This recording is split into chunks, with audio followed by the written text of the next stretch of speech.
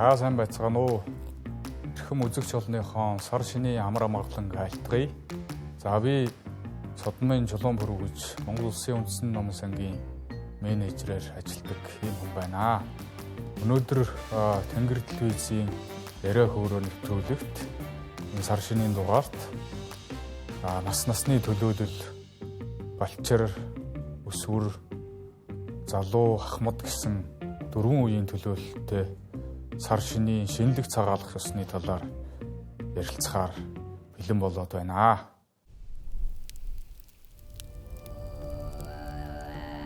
Шинэлэг ёс. Аав ээж хоёр яагаад зологдоггүй юм болоо? Аймаг орон нутгийн шинэлэг ёс яагаад ондоо байдаг юм болоо? Орсон айл өрхүүд гар цайлгах бэлгээ хүртэл өөрөөр нэрийддгийн учир юу юм болоо? Энэ бүхэн монголчууд бид уламжлалт сар шинийн баяраа өвлүүлэн уламжлахын тулд таньж мэдэх, ойлгож ухаарах олон ёс заншлын нэгэн хэсэг. Монголын үндэсний номын сангийн судлаач Чулуун бүрүү өөрийн уншиж судалсан шинэлэг ёсны дэг жаягаас дөрвөн үеийн төлөөлөлтэй яриа хөрөө дэлгэлээ. Мал сүргэн мэнд байна уу? Үндэ сайхан байна.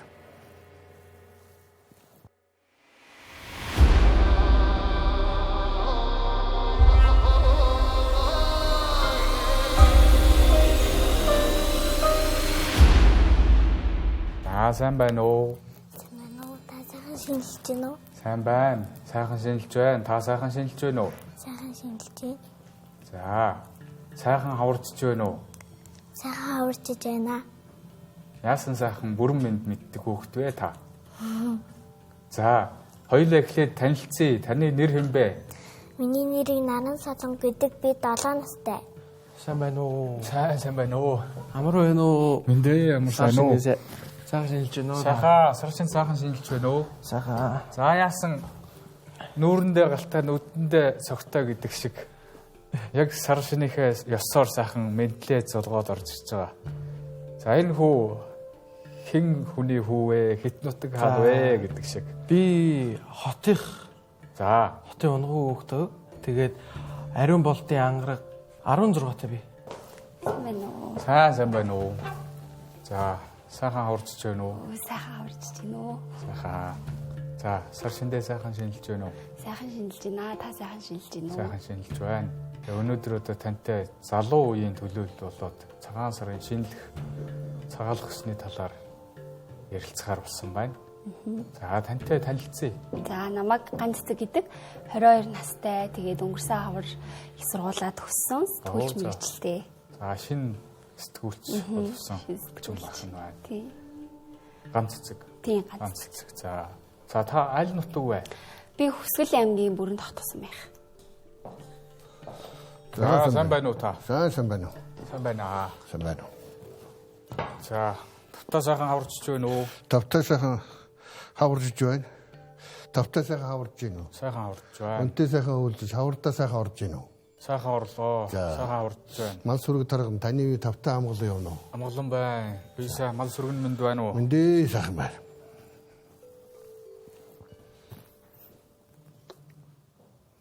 За сар шиндээ таганттай сайхан шинжилж байна уу? Сайхан шинжилж байна уу? Энэ жил ч одоо сайхан жил гарч байна тийм ээ. За тэгэлгүй яах вэ? Та хэн гэж хүн байна? Аль нутгийн уугуул хүн байна вэ? За яг бай би бол одоо яг хууснаар Түшээ хамгийн ахайг үний хөшөө. За. Одоогийнхоор бол Сэлэнг аймгийн баруун бүрэн сум. За. Тий, одоо миний нэрийг одоо Эрдэнэцгийн Садхүү гэдэг. За. Монгол улсын одоо улсын их хурлд 3 удаа сууж Монгол улсаа төрөв төвшөлж явлаа. За төрийн том Түшээ үнэтэй Сэлэнг аймгийн хүн. Уулзаас болж байгаа юм байна шүү. Шиний нэгний өвлөө. Яг хүн мэрэгжлийн хувьд бол авиат хүн байна та тий? Би эдийн засгийн хүн, эдийн засгийн доктор, аюут эдийн засгийн юм л одоо. Нэг одоо өндөр настан байна да. За. Цагаан сар болж байна тийм ээ? Тийм. Цагаан сар шинийн баяр болж байна. Цагаан сар гэж одоо яагаад цагаан сар гэд нэрлэлсэн бол өөрөө бас их сайхан цагаан дээл өмсчих.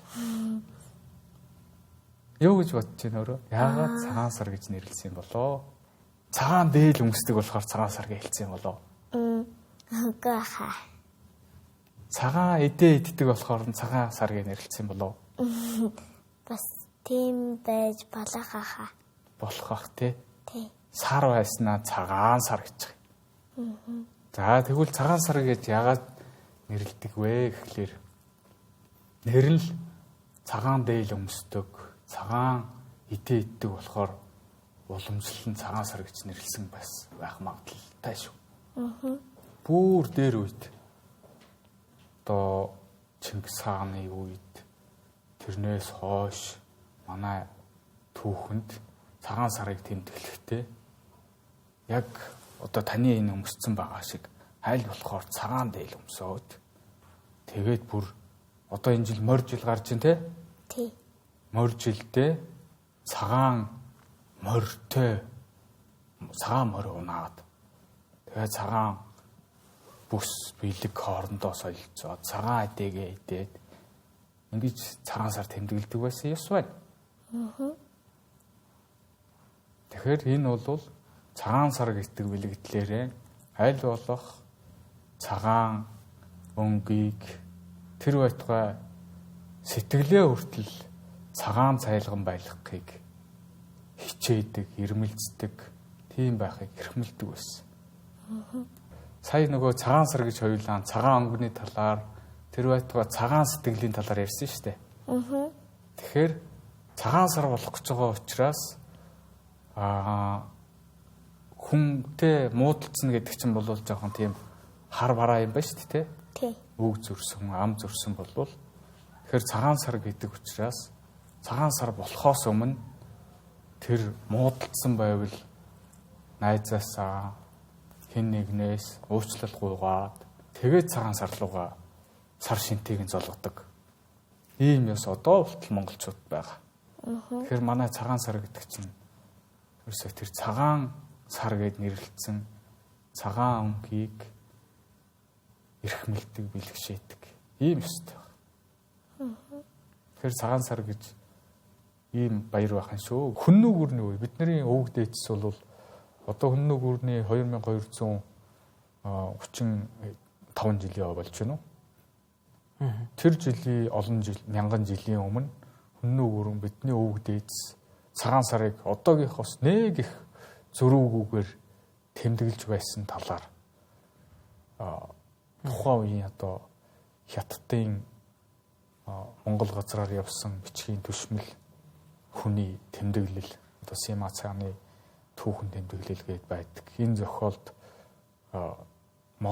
шаниу нүгийн шаниу цагаан сараа яаж тэмдэглэвэ гэсэн тэмдэглэл байдаг. Тэрэнд нь одоо шинэ оны анхны 1 сарын 1-ний өдөр оны анхны нар харна гэд манай эрчүүд уул хаданд гараад яваад байгаа нэг юм ёс байгаа шүү дээ. Тий. Тэр чинь одоо бол шинэ жилийнхээ эхний өдөр буюу цагаан сарын шинэ 1-ний өдрөө наранд мөрөгдөг, тэнгэрт залбирдаг, уул ус овоо хангайгаа харагдаж тахдаг, дэг удааныхаа дээжийг өргөдөг ёс хүннүүгийн үед тэр түүхэн тэмдэглэлд хүртэл яг тэр ёсыг үлдэж байсан баг.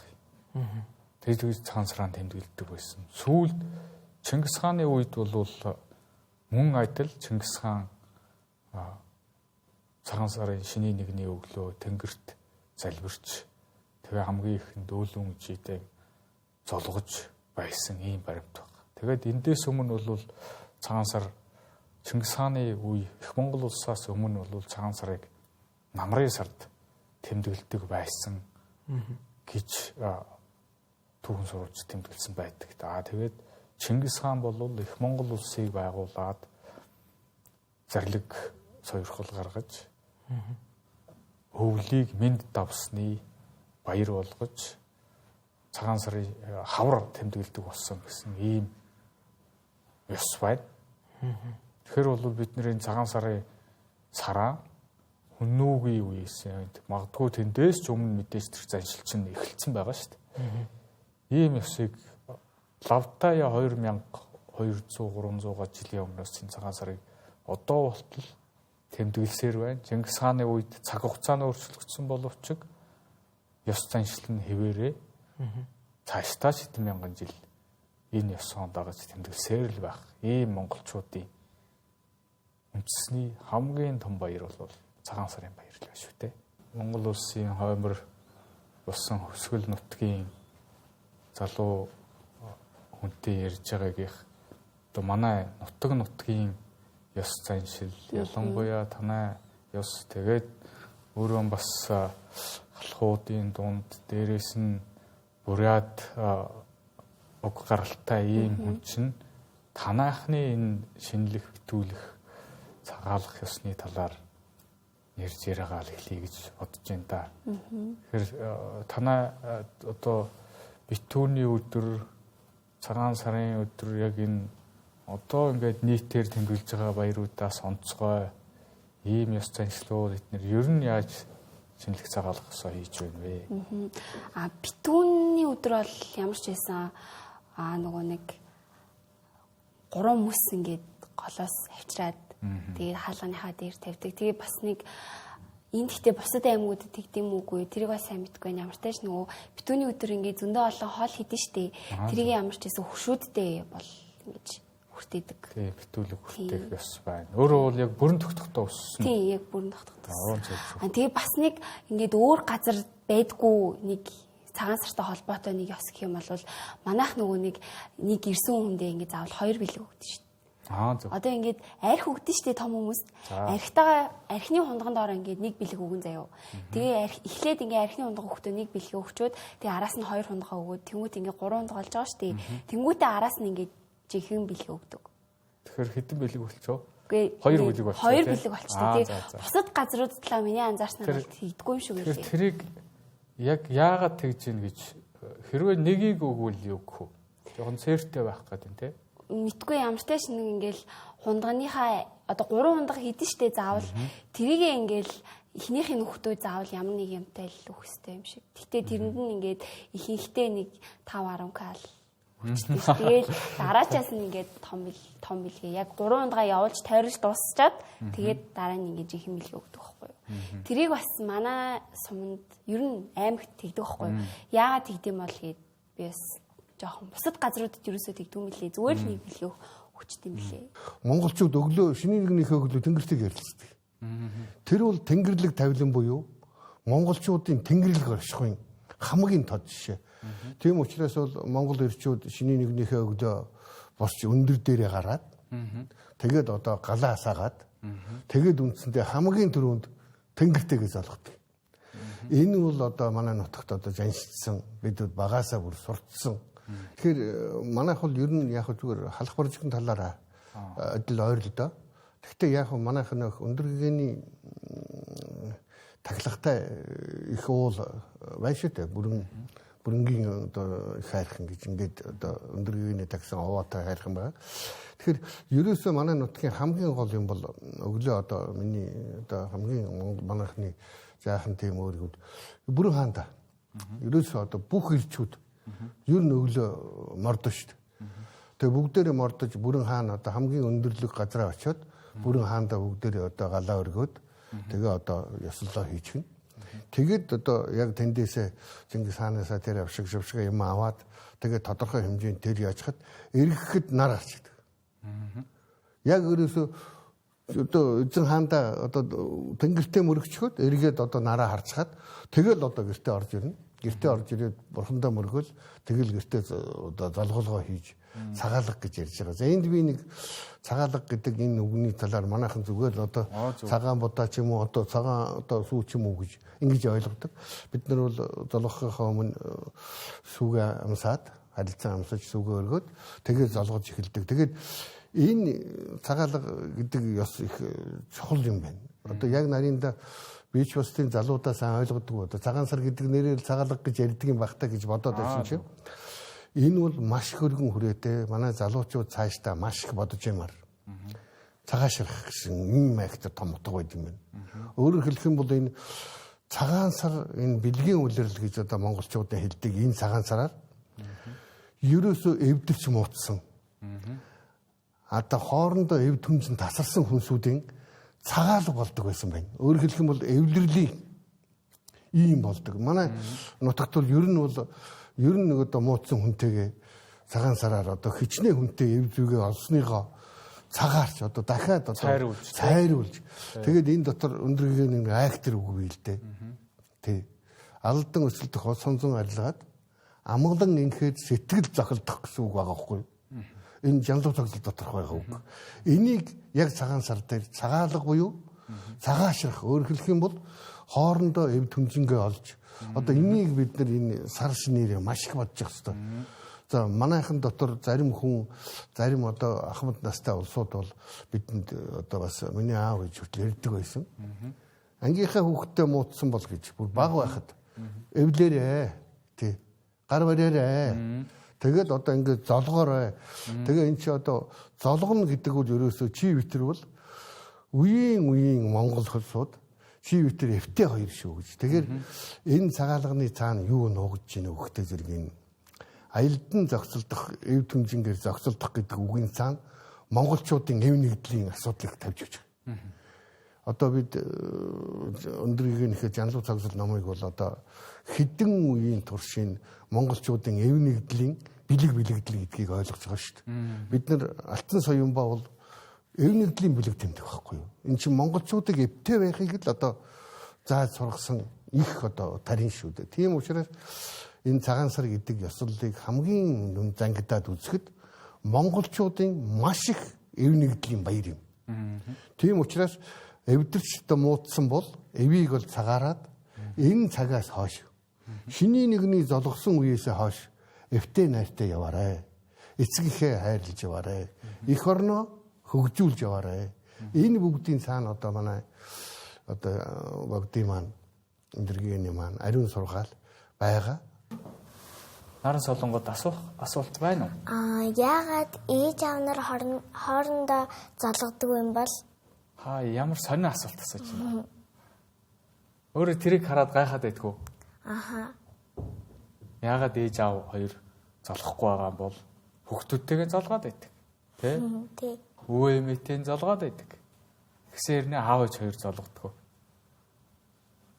Энэ ертөнцийн 3 гэж мэдэн тэ? Мэднэ. За нэг ертөнцийн 3 мэдэх ертөнцийн 3 байвал хэлээч. ертөнцийн 3 сайхан. Зөв. Аав ээжийн сургаалныг сайхан, хатар газрын цэцэг нэг сайхан, 15-ны сар нэг сайхан. Яасан сайхан ертөнцийн 3 хэлж байна. Өөр мэдэх ертөнцийн 3 байгаа юу? Өөр мэдэх үү? Тэгээд өөрөө аав ээжийн ээж яагаад золгодгүй болоо хоорондоо гэж асуусан асуултынхаа араас намайг асуусан чинь аав ээжийн сургаал нэг сайхан гэж ертөнцийн 3 хэлж байгаа ч хэвээр нэг жинхэнэ цагаан сарын шинэ нэгний өглөө бэлэгдэлтэй ертөнцийн 3 хэлж байна. Баярлалаа. Зүгээрээ. За манай ертөнцийн 3 дотор бас хүртэл яг саяны чинь ингээ хачин гэдэг дээр байдаг хөхгүй. Аав ээж нар яагаад золгодох юм болоо гэдэг. Тэр нь амрагийн дээд аав ээж хоёр золгодоггүй нь хачин гэж байгаа хөхгүй. Амрагийн гэдэг нь хоорондоо хамгийн ойр дотн хайртай хүмүүсийг хэлж байгаа юм. Монгол ардын дуунд ч байдаг ийм үг. Тэгээд тийм хамгийн дотн хүмүүс мөртлөө яагаад энэ хоёр золгохгүй байгаа юм бэ? Хизээнээсээ гайхаж ирсэн ба штэ. Хачин юм аа гэд тэ. Тэ хачин байна уу? Тий хачин байгаа учраас өөрөө асууж штэ. За тэгэхээр ертөнцийн 3 тэгж хэлж байна. Энэ яагаад хачин байна вэ гэхлээр аав ээж хоёр гэдэг чинь нэг гэр бүлд ороод нэг гэр бүл үүсгээд нэг айл болоод ингэхээр нэг амьтаа болдог байхгүй. Тэгэхээр та болоод таны ах эгч нар ингээд ийм ахан дүүс бол нэг амнаас бий болж байгаа. Ахаад нэг ам. Тэгэхээр тэр хоёр хүн нэг гэрт орохдоо ч гэсэн тийм ёс ам нэгтгэж байгаа их олон ёсыг хийдэг, үйлддэг. Тэгээд шинэ нэгний өглөө битүүнд ч гэсэн эрүү толгой зааж тэр ам нэгтгэж байгаагаа нэгтгснийг баттгадаг тийм бас ёс байна л да. Тэр нөгөө битүү хагарж байгаа ясан давхар гүйцэтгэх нь шинэлж байгаа шинээр одоо ам нэгдсэнийг ам баттгаж байгаа ийм утгатай. Тэгэхээр тэр ам нэгтэй хоёр хүн гэдэг чинь ерөөс нэг хүн гэсэн үг байхгүй. Тэгэхээр хүн өөрөө өөртөө золгож болох уу? Болохгүй. Болохгүй тий. Тий. Яаж золгохгүй ямар ч боломж байхгүй шүү дээ тий. Тий. Тэгэхээр тэр нэг хүн өөрөө өөртөөгөө ам нэгтэй хүн хоорондоо золгож болохгүй. Тэр цээртэй хэрвээ тэгж золгох юм бол тэр нэг байсан хоёр ам салж хагацхын муу ёртой гэж бэлэгдэлгүй юм аа гэж үзээд аав ээж хоёр золгодгүй ийм өстой байна. Одоо таны саяны асуусан ийм сонирхолтой асуултаас чинь танаа ангийнхан, танаа үеийнхэн зарим нэг ах эгч нар чинь ч гэсэн ийм учиртай юм байна шүү гэж бас ойлгоод авч байгаа бах тий. Тэгэхээр ийм ухаантай асуулт гэдэг чинь хүмүүст бас мэдлэгийг түгээж идэг ийм асуулт байх нь шүү. Тэр манай наран солонго бас ухаантай хүүхэд байна. Сар шиний өглөө ийм ухаантай хүнтэй учирч золгож байгаадаа би ч гэсэн бас их баяртай байна. Баярлалаа. Тэгэрдээ. Цагаан сараар цэрлэх ёс гэж маш олон хүмүүс зөндөө ярьдаг л да. Тэрний талаар та надад тайлбарлаад өгөөч. Ер нь бүх тэр зан үйл бэлгдлээсээ ч ёс ёслоосоо ч гэсэн харагддаг. Энэ бол цагаан сар болоод шинээр төрж байгаа. Шинээр эхлүүлж байгаа ийм л утга. Өөрөөр хэлбэл тэр битүүн гэдэг нэг баяр цагаан сарын уртлын өдөр болж байгаа шүү дээ. Битүүний өдөр болохоор тухайн жил ингэж битүүрч дүүрээд сарч битүү байгаа. Тэгээд шинэ сар эхэлж байгаа. Одоо ингэ сар шинэ гэдэг чинь одоо яг тэрийг хэлдэг шүү дээ. Шинээр сар, шинээр жил эхэлж байна. Тэгэхээр тэр шинэ юм гэдэг бол эхлэлээсээ ахуулаад одоо тэр хуучинныхаа алдаа буруу юмыг зас залруулаад шинээр зөвөөр эхлэх гэдэг юм уу. Ер нь бол тэр дахин шинээр төрөх хаварч өөрөө тийм утгатай үлрэл шүү дээ тий. Ийм утга ерөөсөө явж. Тэгэхээр энэ болгон дээр одоо та бүхэн сая ингээл золголоо шүү дээ тий. Амар байна уу гэж золгож байгаа. Гэвтэл урд битүүний өдөр нь өөрөө бол гэртээ аав ээжтэйгээ хамт битүүлчээд унтчаад босч ирснээ гинт ингээд удаан уулзаагүй юм уу хүмүүс шиг ингээд минь тусыг нь мэдээд амар байна уу тэгээд золгоод ингээд штэ. Энэний утга чи өөрөө яг л тэр байхгүй. Шинэ хүмүүс уулзж байгаа. Тэг санагдаж байна уу? Санагдаж. Ер нь тэгж бодож байсан уу? Ер нь бол ерөнхийдөө бол тэгж бодохын хувьд бол бодсон. Харин тэгтээ яг манайхны үеийнхэн болохоор ер нь тэгж бодохгүй л ах л да. Манайхны үе харин зүгээр энэ болох ёстой юм болоод дууснаа гэд бараг тэгж боддог болсон юм шиг байлээ. Тэгэхээр энэ манай цагаан сар чинь өөрөө энэ монголчуудын бэлэгдлийн хамгийн их цогцлбор болсон ийм баяр. Монголчууд нөгөө монгол хүн бэлгээрээ гэж ярьдаг шүү дээ. Амныхаа бэлгээр. Монголчууд ерөөс хамгийн гол онцлог бол энэ бэлэгдлийг хэрхмэлдэг. Тэгээ тэр нь цагаан сар дээр хамгийн их илэрч гарч идэг. Хүнд нэг бэлэг өгдөггүй, хоёрыг заавал өгдөг. Ёс танаад хэлбэр нь өөр болохоос биш. Бусад газруудад бас өөр хэлбэрээр байж л байгаа. Жишээлбэл хуучинч тэр одооч тэр хүнд ер нь ганц юм охийг цээрэлдэг. Тэгээд цагаан сараар ялангуяа 2, 3 болгохыг эрхмэлдэг. За наран солонгоо сар шинээр цагаан сараар танах гэртэн тоглоом тоглодгоо. Тоглодог. Ямар тоглоом тоглодог гинэ?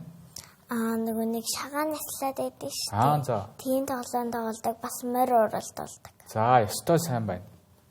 Яагаад монголчууд цагаан сараараа шагаа тоглодоо гэхээр монголчууд чинь хизээнээсээ бүгдээрээ малчин ард түмэн Тэгээд тэр энэ шагаа өөрөө малын буян хишиг энэ малаан төлөөлдөг, малын буян хишиг гэж үздэг. Тэгэхээр энэ малынхаа буян хишгийг дэлгэрүүлж, малаан баясгаж, малаан өөрөөр хэлбэл хүндэлж байгаа, хайрлаж байгаа, малаан өсөхийг бэлэгдэж байгаа ийм тоглоомыг тоглодог байх нь байна.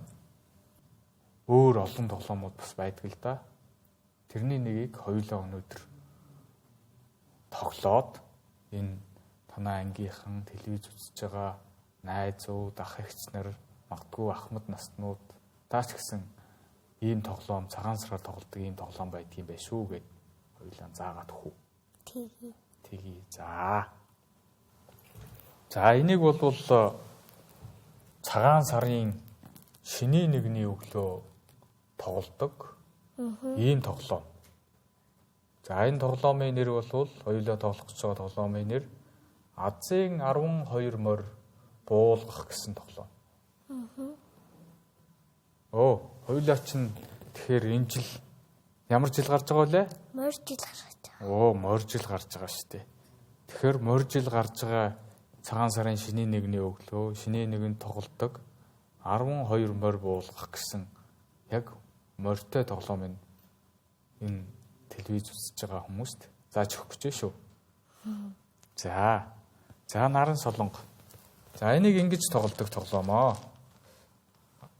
12 90 шагаа байгаа. Шагааныхаа 90 охиныг мэдэх үү? Мэднэ.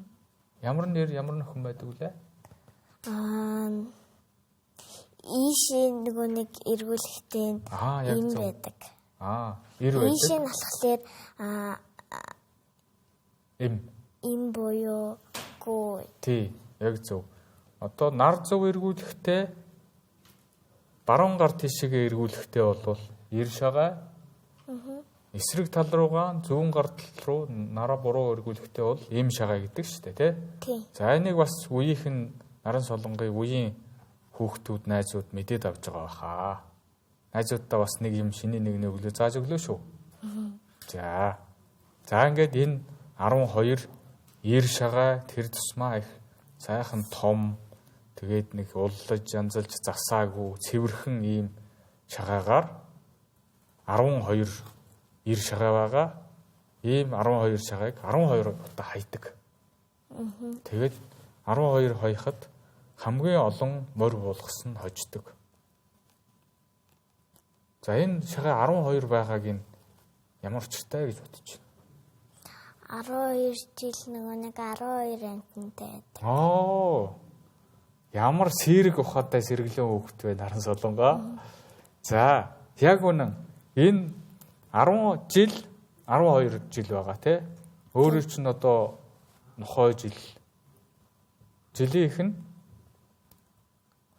хулган жил. За хулган нөхөр бар туулалуу могомор хонь гэл ингээл хаа хүртлийн 12 жил байгаа. Жилд хэдэн сар байдгүй? 12 сар байдаг. 12 сар байдаг. За тэгэхээр тэр жилийн шинийн нэгэнд тоглодог монголчуудын тоглоомнууд энэ жилийнхээ ирж байгаа жилийнхээ өнгийг аз хиймрийг шинждэг. Тэр тоглоомоор шинждэг. Ийм ёстой. За тэгээд тоглоомыг найр дэ ахаасаа наадам дүүгээсэ гэж тоглодог. За ингээд наадам дүүгээсэ наран солонгын 12 шагааг эхэлж 12 удаа хайна. За хичих. За нэг гартаа махтаачи. Зөөлөн хичих. За ингээд морь буусныг аваад ах юм. Жохон тараас хийгээд аяарай. За ингээд 2 гээд нэг морь. 2 морь ба шүү. За 2 морь авлаа. За одоо ингээд 10 шагаагаа хаяарай. 2. Жохон ширүү хай. 3. За ахаад хай. 4. 5. 6. За ингээ хажуу талынх нь хүн боссон морьдуудыг уяад итгэх 7. 8. 9 10 11 12. За ингээд 12 хаяхад 7 морьтой байна гэсэн үг. Энэ ширээн жоохон өндөрдөөд хаяхад нэг жоохон хэцүү байх шиг байлаа өөрт чинь. Тэрнээс бол илүү хурдан олон морь болох юм байна. За ингээд морийг аваад байна. 1 2 3 заавараа. Энэ байна те. 3 4 5 6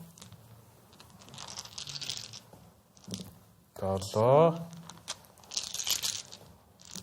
8 9 10 11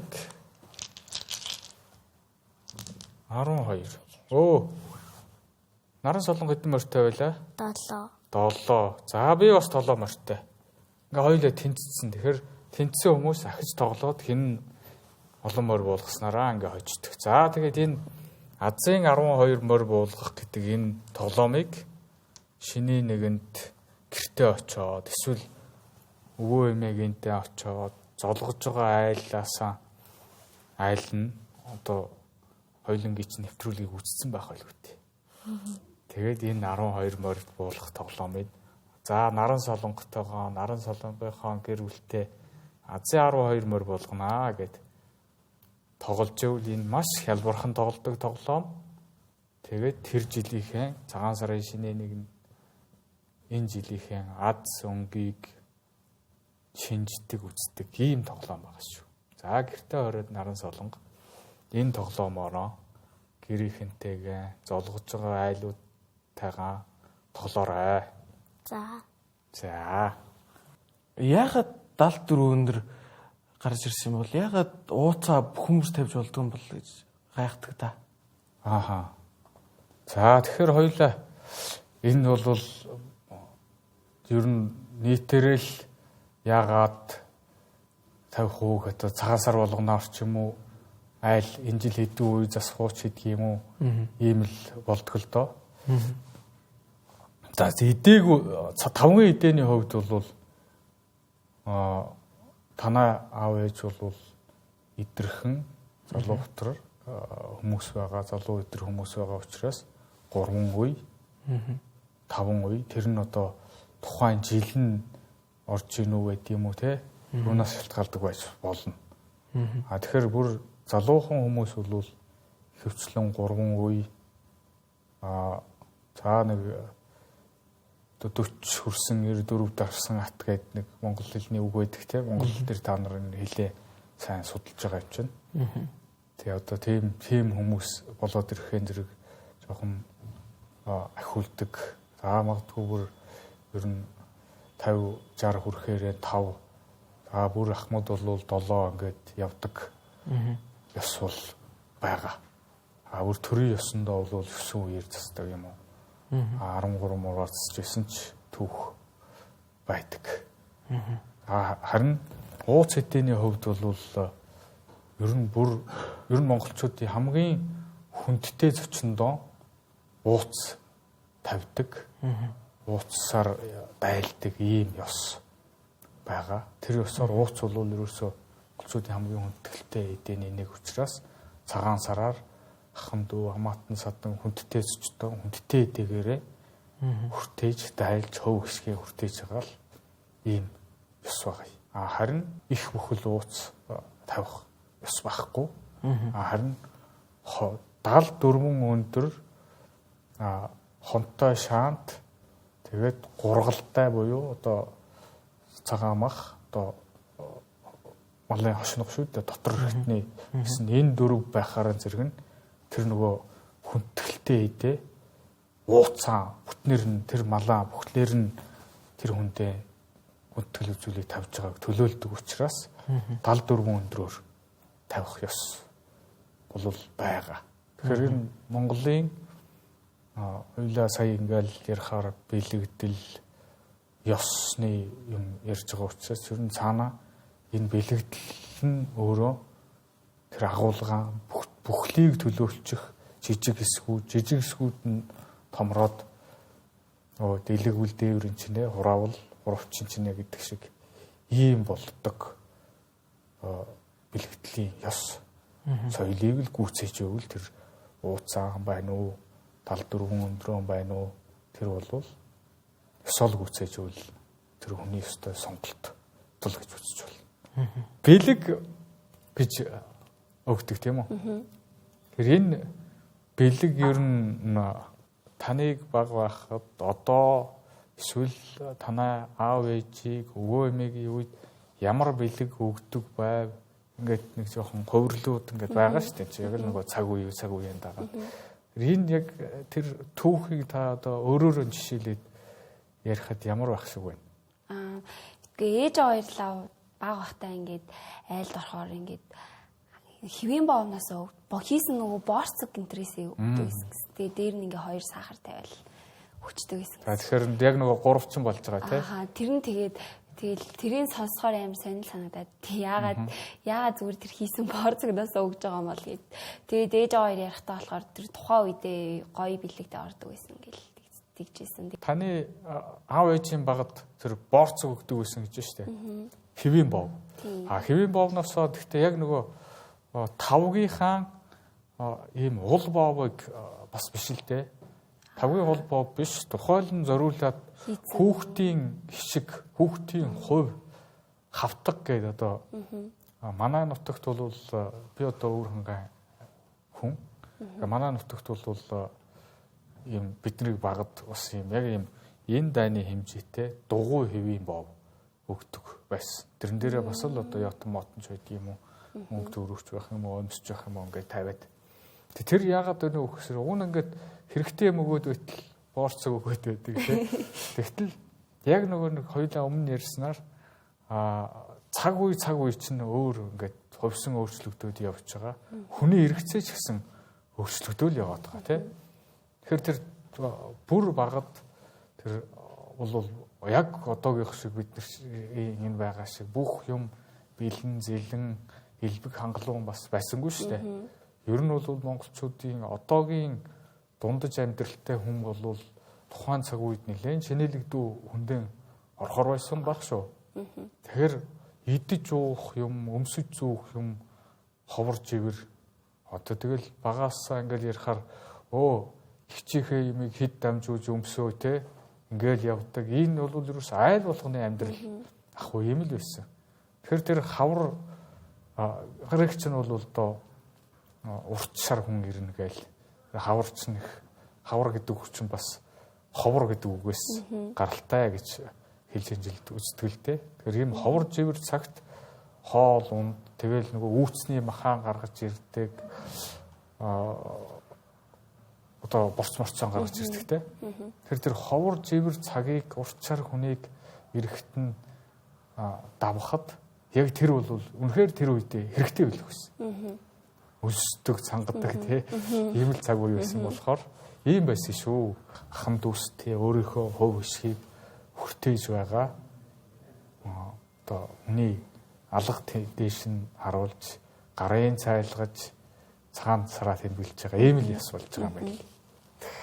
Одоо манай монголчуудын бүгдийнх нь мэддэг хамгийн дуртай кино Тунгалаг тамир дээр Итгэлт баян Эрдэнэд нэг жоохон булчимгүй юм хийчихэд тэгээд нэлээ олон жилийн дараа хугацааны дараа уулзахдаа яаж аргалах вэ гэж байж байснаа хамгийн шийдэж байгаа юм нь яадаг вэ гэхээр Эрдэнэчин бол одоо ухааны далай хүн байгаа шүү дээ тийм.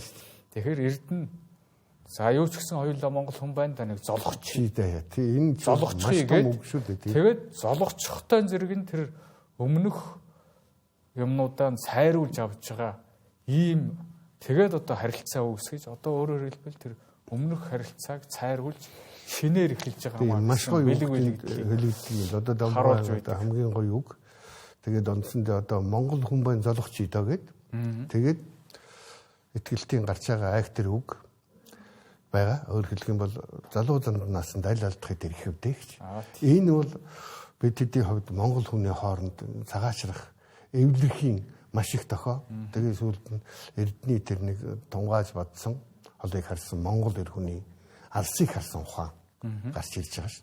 Тэгээ энэ бид хэдийн юм ингээд бүх юм ингээд хуучин гэдэг юмар орхиож явж бас болохгүй. Тэрэн дотор яг нарийнда монголчуудын олон жилийн түүхээрээ бүтээж гаргасан их бүтээлүүд бол үндсэндээ өнөөдөр шинжлэх ухаанд шинжилээд болохгүй. Тийм том зүйлийг монголчуудын засчин зан заншил гаргаж ирж байгаа юм шүү дээ. Энэ сар шинийн баярын сайхан бэлэгтэй өдөр монголчуудын эв нэгдлийн тухай л бид одоо маш сайхан бодох ёстой. Тийм учраас одоо монголчуудын ад жаргал, эв нэгдэл, эвлэлэн зохицох тэр бүх юм нь одоо бүгдээрээ эвлэж найрж яваасай гэж би ингэж одоо хамгийн сайхан үе тэнгэрлэг тавилан гэдэг үгийг би одоо монголчуудаа дандаа хэрэгэлдэг. Тийм учраас монголчуудын тэнгэрлэг тавилан бүтэн оршихолтойгоо монголчуудын үе үеийн монголчуудын ад жаргал буян шиг өлзий хотог оршихолтойгоо л гэдэг үгээр. За гэлээ. За тэгээд таны саяны ярьсанчлан тэр үе үеийн онцгой бүтээлүүд ч тэр цагаан сарын шиний өдрүүдэд гарч идэг нь бас яг энэ ёсыг дагаж монголчуудад соён гэгээрэлд хөтлөх гэсэн ийм учир зорилготой бас байдаг. За тэгээд одоо таны сайхан ерөөлөөр энэ Монгол түмэндээ зориулъя. Тэгээд би төгсгөлд нь таныг тэр өндөр гэгэний айлтсан төрөний нэг та зэрлэг сойрхол ерөөл өс хэлсэндээ тэрийгэ хэлээд энэ ярилцлагаа хоёлаа өндөрлүүл бэлэгтэй баймаар байна. Өндрөгийн хэлсэн одоо үгний хамгийн ятга агуулга одоо их сайхан хэлсэн үг бол эвдрэл хагаралтыг төвчсөн эвт хүчний өлзий хотог оршихолтойгоо. За гэлээ. Тэнгэрлэг их нэгүсэл ариун сайхан сэтгэлийн өлзий хотог оршихолтойгоо тийм ээ. Төгс төгөлдөр ялгуулсан эрүүл энхийн өлзий хотог оршихолтойгоо түмэнжин дээр монголчууд олон олноороо амьдрал орших өлзий хотог оршихолтойгоо. Тэгээд алдан шилдэх сонсон арилж амгалан инхээр сэтгэл зохицохойдоор хотол олноороо буян дэлгэрэх болтугай гэж ингэж одоо жанлуу цогцолт хэлсэн байдаг та. За гэлээ ингээд жанлуу цогцлоо Монгол түмэндээ айлтсан танд гэлээ. За сар шиндээ сайхан шиндээ. Сайхан шиндээ.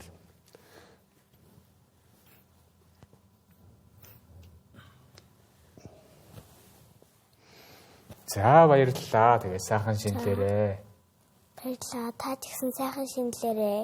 Баярлалаа. Баярлалаа. За баярлалаа. За тэгээд сар шиндээ сайхан шиндээрээ. Баярлалаа. Баярлалаа. За баярлалаа. Ингээд сар шиндээ сайхан шиндээрээ. За та сар шиндээ сайхан шинлээрээ. За баярлалаа. За ингээд Тэнгэр телевизийн сар шинийн яриа хөрөө дугаарт за миний бие залуу, балчир, өсвөр, ахмад насны төлөөлөл болсон 4 зочинтой ярилцаж яриа хөрөө үсгэлээ.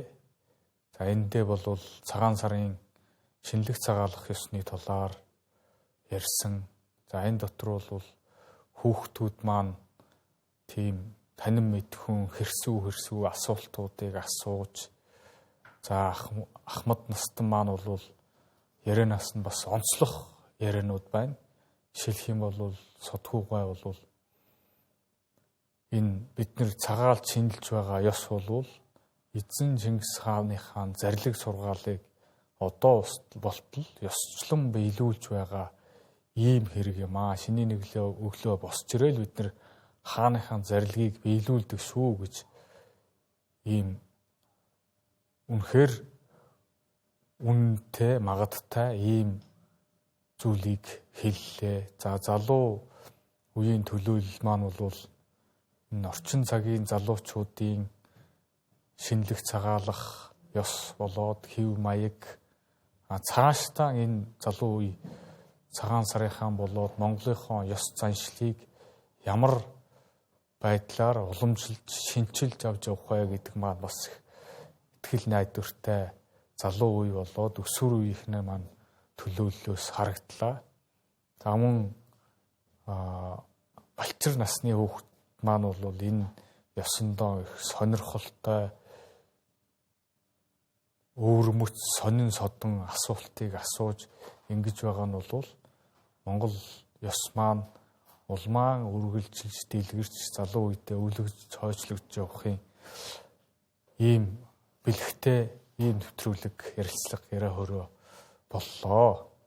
За ингээд цагаан сарын шиний нэгний өглөө Монгол түмэндээ хүргэсэн яриа хөрөө нэвтрүүлгээс тоглоом наадгайнаас үзэгч олонд маань хэрэгтэй цааш нь хөвшүүлвэштэй заншил тоглоом наадгай үүссэн байхаа, яриа хөрөө үүссэн байхаа гэж найдаж байна. За ингээд та бүхэн сар шиндээ сайхан шинэлцгээгээрэй.